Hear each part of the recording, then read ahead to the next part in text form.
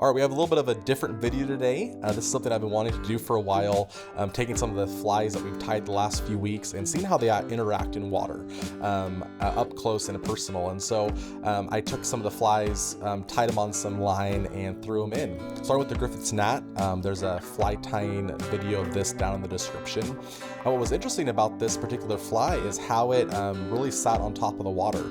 You know, its fibers really kept it suspended and the rest of it really didn't get too deep in the water. So the fish really only sees the fibers and a little bit of outline, which was really interesting to see up close and personal. Hey, please be sure to like, comment, and subscribe to these videos if you're enjoying them. Let me know down below what you think about this particular video and some of the other ones. The next up is I took the Caddis Pupa, and this fly interacted pretty interestingly with the water. I threw it in, and the first few times it sat on top, and the second few times it sank down below. And as it descended, it was a little bit still buoyant. You can see the back part of it really trying to pop up a few times. And interesting to see what the fish would see when looking at this, and in a moving stream, I'm sure it would kind of stay up.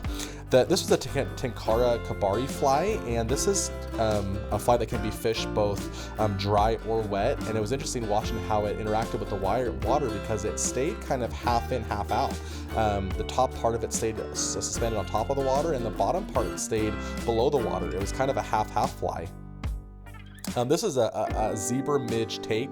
I call this one the bride midge, and this one, again, first toss went straight to the bottom, and again, in a moving stream it would stay a little bit more suspended, but it was interesting to see how it sat in the water, and again, even how the color difference was from both on top of the water but also underneath the water, how much it affected the look of this particular fly.